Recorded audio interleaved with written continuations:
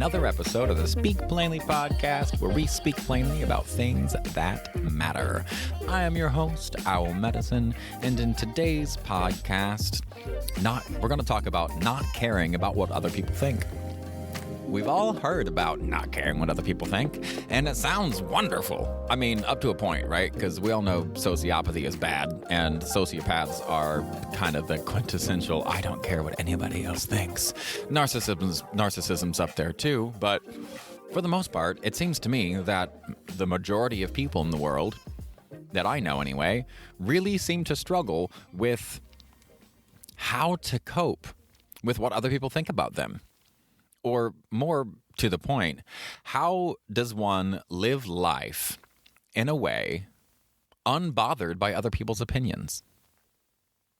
How can I move through life in a way that other people's opinions of me especially don't have an impact on me, or at least don't have a negative one, right?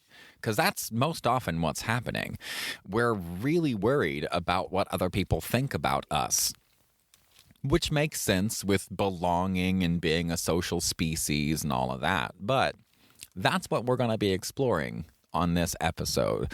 We're going to be talking about, can you even move through life without caring about what other people think?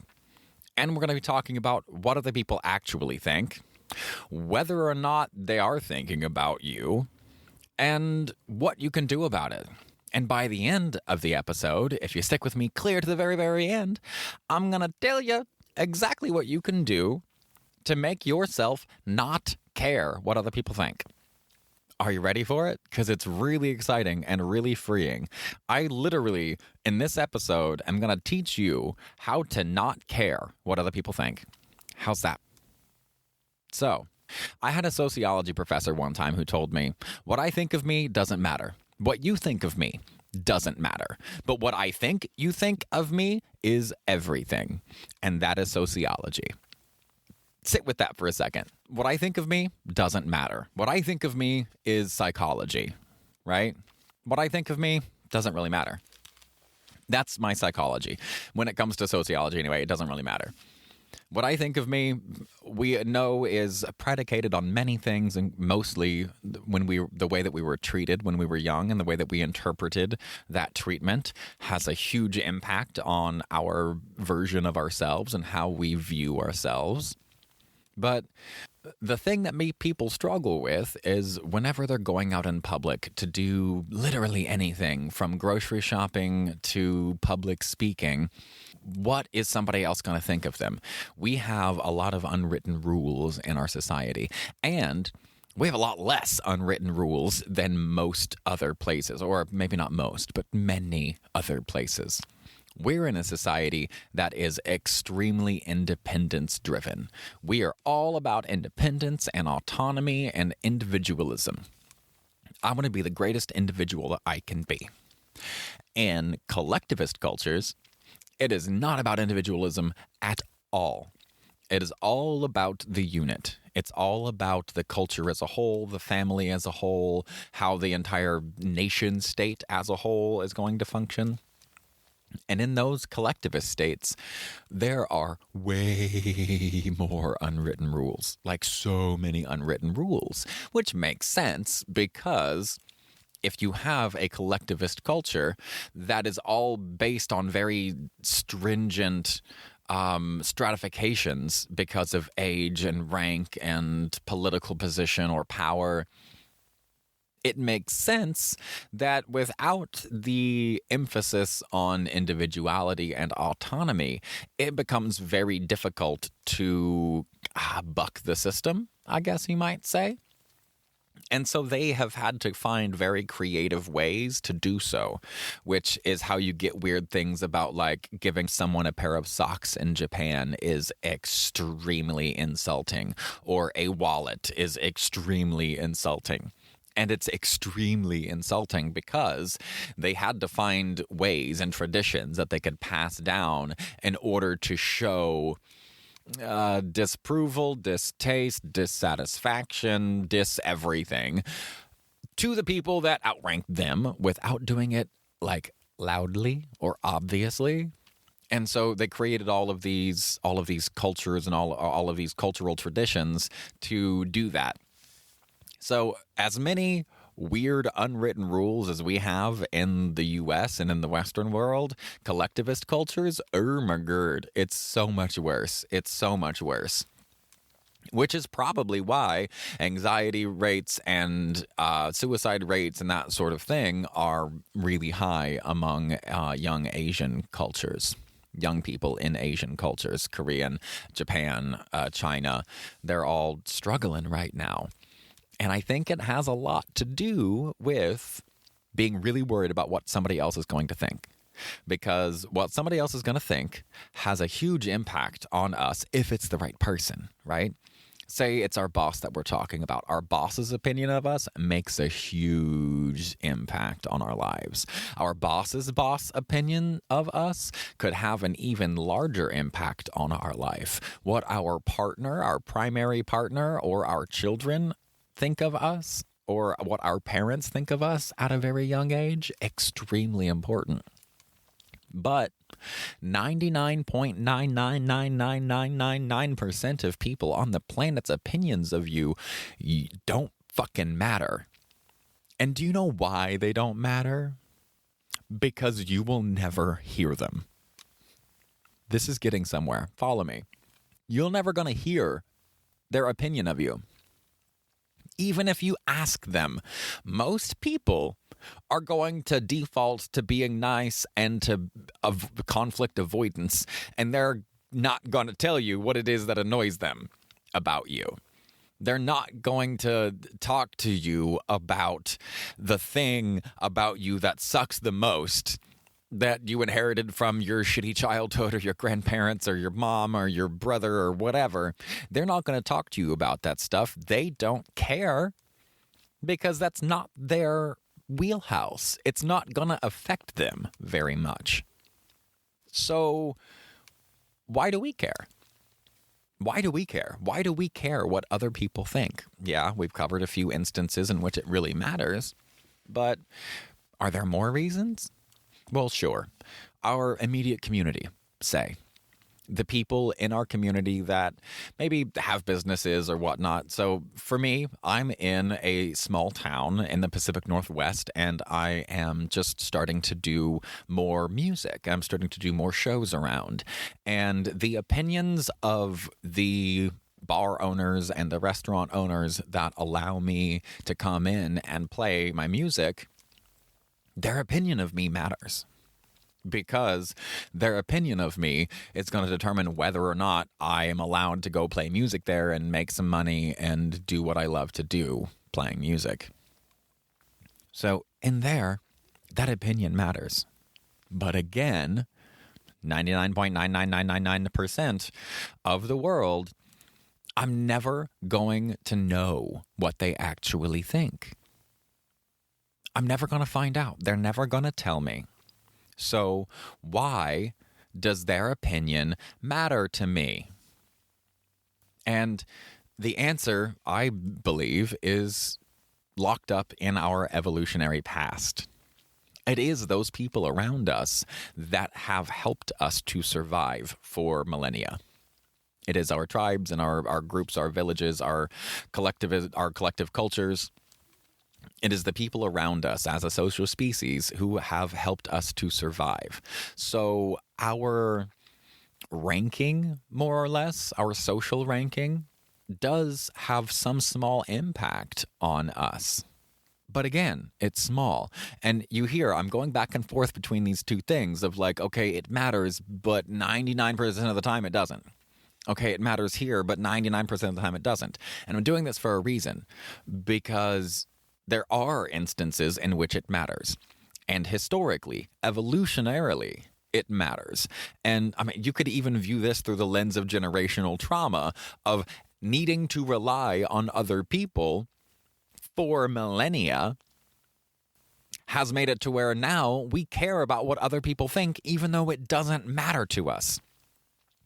Right? So that actually could be interpreted as a form of inherited trauma. because our great, great, great, great, great, great grandparents would have died if it weren't for their neighbors and the people that they didn't like. But they had to work together to co-forage or to co-hunt or to cohabitate or to build shelter or have a church or whatever. Those people and those interactions were necessary at that moment in time in order to survive. Just like Holocaust survivors, they had to learn to shut everything down and just conserve resources. So the whole fight response and fight, flight, freeze is nil. I did an episode recently where I talked about this. The children of Holocaust survivors had a 30% increase in PTSD rates and a great increase in depression rates, whereas the people who were the children of Jewish families during the Holocaust, who were not near the war and therefore not directly affected and still reported some amount of trauma in their lives, had a 0% PTSD rate. Granted, this was a very small study, but the thing about it to remember is PTSD and depression and a lot of this stuff, a lot of depression especially, is about helplessness. It's about a feeling of helplessness and learned helplessness. And it's a perfect example here with the Holocaust survivors' children, that in order to survive the Holocaust, they stopped fighting and stopped fleeing because you couldn't do either of those things. And they just basically became as minimally functional as you could be and still survive. They were like tardigrades going into like their deep, dehydrated hibernation or whatever that can allow them to travel through space. That's basically what happened to the human spirit in these people who experienced the Holocaust and managed to survive for one reason or another. And now their children are programmed this way. They're programmed to respond to stress and oppression in a certain way. They're going to be more triggerable toward oppression. They're going to be more triggerable toward certain things that are reminiscent of what their parents went through. And in the same way, we are programmed and predispositioned in the way that our ancestors were. And our ancestors deeply needed each other in order to just survive, because they had to get their survival stuff from their immediate environment.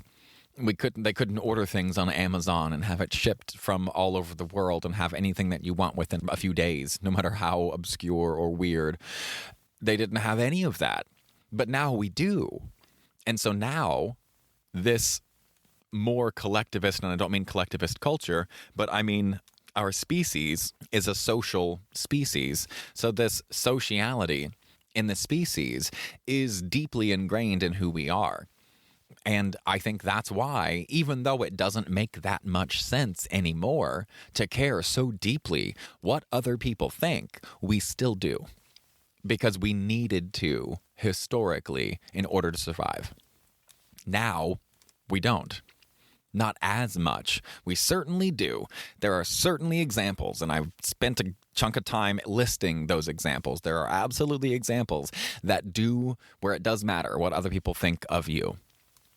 But the real kicker here is you're probably never, ever going to actually know what someone else thinks of you. Even if you ask, which you're not going to do. Very rarely are you going to ask, because very rarely is a person's opinion of you actually important enough for you to know, where you go, I need to know exactly what they think. Very rarely does that happen. More often, what happens is you want to know what they think. And the human brain does not deal well with ambiguity. We really don't like ambiguity. I did a whole podcast on perception deception, and it's about ambiguity of sensory signals in our environment and how our brains compensate for us to create all kinds of weird illusions, audio illusions, tactile illusions, visual illusions. All of these illusions happen because there is ambiguous information, like that whole white and gold dress versus black and blue dress. I talk about that in a lot of detail in that episode. What it's pointing at is that our brains do not like ambiguous information. And to prevent us from having ambiguous information, our brain takes what little information is there and makes it seem like it's not that ambiguous. We fill in the blanks according to what we have already experienced in our lives. Our brain constantly predicts what is about to happen next according to what has previously happened. Not just from our lives, but from our, not even just from our day, but from our week and from our month and from our year and from our lives and from our childhood and even from our parents. Everything that we do and experience in the world is largely a projection of our expectations due to past experiences, right? I'm saying all of this to get us to the point of, since we don't normally ask and we don't like ambiguity, but that lingering evolutionary disposition is still there, saying, you ought to care. I know you don't, or you think you shouldn't, but you ought to. You ought to care. And that is enough to make our brains automatically fill in the blank. And what I mean by that is, again, what I think of me doesn't matter, what you think of me doesn't matter, but what I think you think of me is everything. So what our brain does with all of this evolutionary expectation is go, well, I should care what other people think, because I genuinely believe that should is a biological memory. I think the impetus to care what other people think on a deep, deep, profound level, the way that most people experience it in the modern day, I think that's a genetic memory. And our environment, we don't need each other the way that we used to. Like we do, but it's much harder to see because we're all so many steps removed from basically every aspect of our lives. We're a hella removed from needing to build our own house or or catch our own food or grow our own food or process our own food, or let alone make the things that we use on a regular basis. We're so far detached from it. It's kind of mad. So when our brains automatically go to this, well, I should care, I ought to care, and I think that we all have this impetus because that is an evolutionary advantage that we gained through our ancestors, but the environment in which we live in now, that's no longer as important. We still have this lingering desire to resolve that. And what we do is then we assume a narrative about somebody else. So when we're kids, our parents will tell us, hopefully, if you do this, you might get made fun of. If you do that, you might get made fun of. If you do this, people are going to think this. And if you do that, people are going to think that. And it's true. If you do if you take a poop in the middle of class, you're going to get made fun of, especially if you poop your pants. So there are some things that you just don't do because they will get you made fun of, and that they will make you ostracized, and that's a real problem because evolutionarily, being ostracized meant death. And that same genetic memory that makes us want to care more than is actually necessary in the modern world, I think that same impetus is alive in this phenomenon.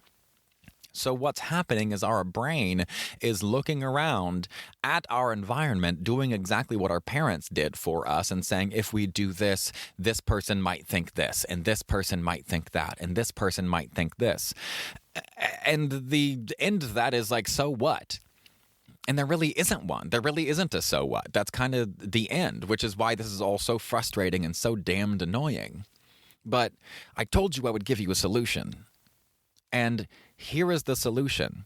Your brain is going to want to care what other people think because it's an inherited trait that fosters survivability in our species in the past. So we're going to automatically do that. But the thing that will change it all for you is recognizing you're never going to know what somebody else thinks. You're never going to find out. Not what 99.999 repeating into affinity. You're never going to know what they actually think of you. So you can assume kind of anything. This is where creative license comes in. You can assume anything. But what you're assuming is that they're going to judge you, they're not going to like you, they're going to ostracize you or whatever, because our brains have a negative bias. It's more important to remember which berry is going to kill you than it is to remember which one tastes the best. So we have a negative bias in our brain. Negative things that are threats, are more salient in our minds. Things that are threats are more important to our survival. So someone's disapproval of us is a threat to our survival on a biological level. Again, talking about evolutionary biology. Now, here's what you can do. What you can do is assume a different narrative for those people. For the people around you that you are thinking are judging you, or are going to judge you, or view you in a certain way, or lose respect for you if you do this thing that you want to do, what you have to do in order to stop caring what other people think is you need to give other people the benefit of the doubt. You need to give other people a different narrative. The narrative that you have in your head for other people is negative. And it's negative because it's about survival. All of this whole thing we've been talking about, the biology going from generation to generation, has all been about survivability of the bloodline. And if you can control what it is that you assume other people are assuming about you, and you're the only one who can do that, because again, what I think of me doesn't matter, what you think of me doesn't matter, but what I think you think of me is everything. So what's happening is I'm going, well, I think that this other person is going to judge me if I do this thing. So wait, hold on. If I'm assuming that you are assuming these things about me, that has nothing to do with you. And has everything to do with me, because now I'm assuming that you're being judgmental, which makes me judgy. I'm being judgy because I am assuming that you're being judgy about whatever it is that I want to do. This is internalized depression. Okay? There's ways it's not always internalized depression, but it's the exact same mechanism. This is the exact same mechanism as internalized oppression, because socialization is literally internalized oppression. Because I talked before about this attachment authenticity war, about how my authenticity and what I want to do and what I want to say and express, and even what I feel, the willingness to express what I feel, all of that is tied intimately to, that is my authenticity. And the authenticity versus attachment war is this battle between my own self-expression and how much self-expression can I have and still feel like I'm a part of the group that is going to help keep me alive. That's the attachment versus authenticity war. And that's what's happening here. Except those of us who are worried about what other people think, or are living life so limited because we are in such fear of what other people might think of us. The key to getting out of that, if this is you, listen closely. If you are the type of person who is worried about what other people think of you, you are the problem. You are the problem because you are assuming negative things about everyone around you. You're assuming that they are going to be as judgy as you are. Because again, what you are doing is you are assuming that they are going to judge you negatively for whatever it is that you are doing. They might not even notice that you exist, and you yet are entirely convinced that they're going to judge you negatively, and that is going to have some kind of impact on you. And that alone, that fear, which is entirely made up in your own head, is enough to stop you from doing the things that would bring you joy, make you have a better day, make you have a better life, or make you a better person. All because you are the one being judgy. There is no other way. There's no way around this. I need everybody to hear me. If you're the type of person who is worried about what other people think, you're struggling to function because you're worried about what other people are going to think of you, it is because you are being judgy. You are the one being judgmental. not them, you. What I think of me doesn't matter. What you think of me doesn't matter. But what I think you think of me is everything. And that's what this boils down to. And again, not your fault. This is the programming that we get from our parents and like proper socialization. And this is that's a struggle that you'll never be able to get rid of. How much of me can show up in a given space and still be expected or still be accepted in that space? That's never going to go away. I don't think none of us are perfectly congruent with any of the rest of us because we're all unique. None of us are perfectly congruent. So that battle will never, ever, ever go away. So accept it for what it is. That socialization makes us worried that way. Our ancestral past makes us worried about what other people think of us. That negative bias in our brain is going to make us focused more on what other people might think of us that's negative, because then that threatens our safety. All of these are biological realities that we have to deal with. We care more about what other people think than is actually necessary given our modern world. And what we assume other people are thinking about us is super duper negative because that is the negative bias in our brain. And so if you're really worried about what other people think of you and it is stopping you from doing the things that you ought to do, you have to take a long, hard look in the mirror and go, I'm being judgy. That's it. Because as soon as you realize that you're the one being judgmental and you are ascribing the same level of judgmentalness to all these other like fake people in your brain, because again, what they think of you doesn't matter. It'll never matter. You'll never actually know. But what you think they will think of you is everything. So these other people are made up in your head. They don't actually even exist. They're just like a name. And maybe if you know that person's name, they're just a name. Or they're just a person in the room with you. And now they're just a body. And you're projecting all of this narrative onto a body that you don't know the name of. Or it's a name of a person and you maybe have never seen them before and you're doing the same thing, projecting this narrative and this judgmental nature onto a name of a person. That's all you have. These are just concepts. That person's body with my narrative running in their head, that's just my own concept. That person's name with my narrative running through their head because of what I think they think of me is entirely my fault. It is entirely my responsibility because I'm the only one able to respond to that. Is that clear yet? If you're worried about what other people think, it is because you were the one being judgmental of other people and mostly yourself. If you're worried about what other people think of you, it's because you are the one being judgmental. So instead of trying to find a way to not be concerned about what other people think, I think that's a losing battle. I think that's a completely losing battle and there's no way around it. I think it's a complete waste of time to try and not care what other people think. I have millennia of genetic information that all points toward what other people think of me is really important for my survival. So trying not to care, not helpful.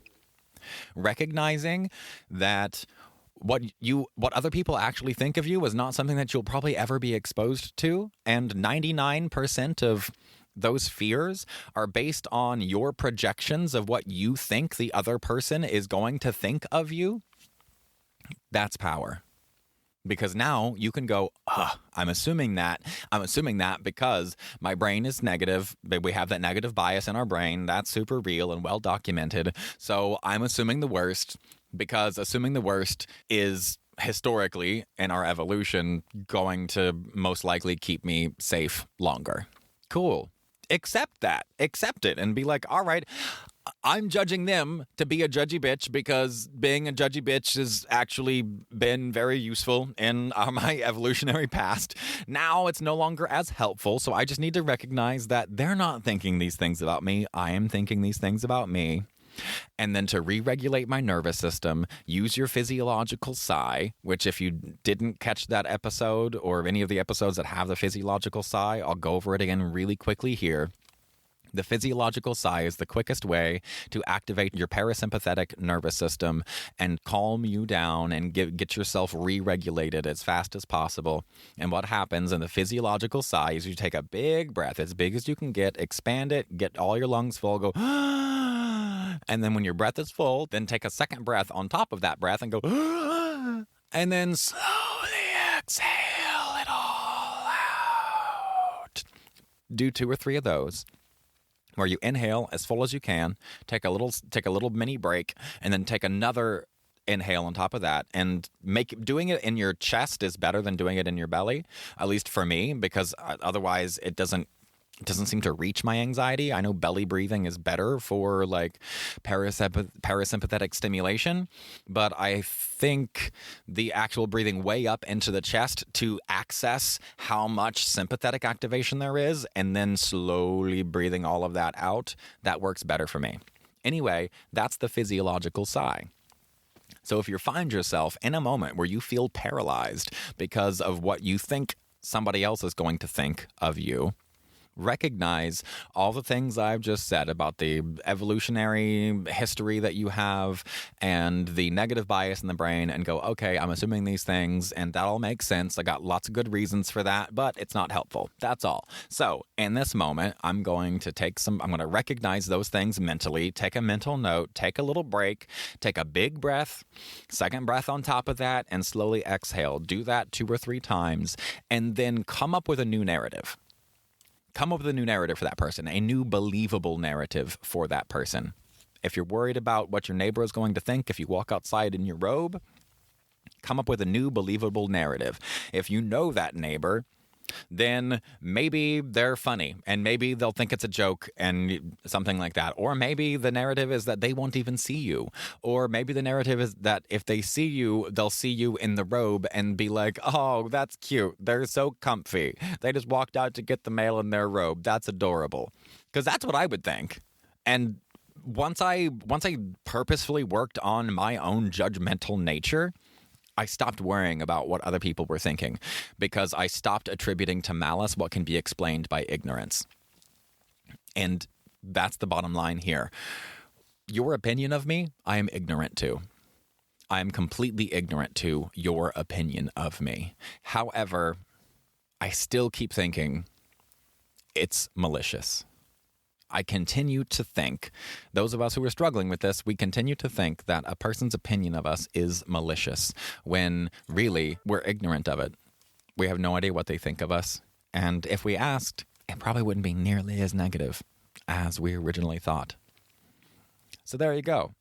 I really wanted to take a minute to talk about living in a way where you don't care about what other people think.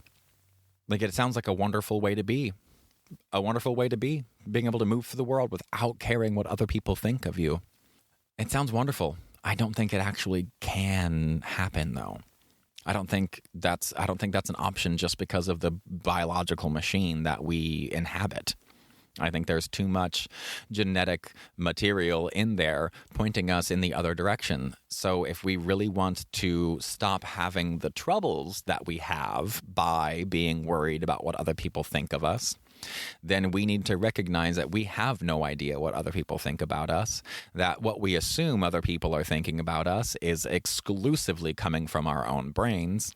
So it's actually us that's being judgmental, and if we want to feel less judged by the world, then we need to become less judgmental ourselves. And in those moments, you can take a big, deep breath, do your physiological sigh, recognize that you're assuming something that you have no evidence for, that you're not judging yourself for assuming that these things that you have no evidence for, because that's what our biology is predicated to do. And then you give yourself a little blessing, you give yourself a little peace and go, oh, yeah, that makes sense with all the crap that I now know about this stuff. And you simply create a new, non-paralyzing narrative for the people around you. Because the one that you had before that painted you as malicious, that's not real. And if you ask them their opinion of you, they're going to tell you the nice things more than likely, because that's the way people are. People would rather avoid conflict in general, so they're going to say nicer things to you than you probably expect. So if you're worried about it, you got to understand that all of that judgment is coming from you. And that's fine. Of course it is. That makes perfect sense with everything we know about evolutionary biology and conditioning, blah, blah, blah, blah, blah. But you're the only one. So take charge of that. Recognize that that's you judging yourself, and it's probably because you're in a dysregulated state. So do your little physiological sigh, re-regulate yourself, assume a new narrative, and try again. Rinse and repeat. That is how you learn to move through the world in a way where you don't care about what other people think. That's the closest I got for you. Thank you very much for joining me today. I hope that this was a fun podcast for you. I hope that you have a marvelous weekend. And remember, stay curious and stay uncomfortable.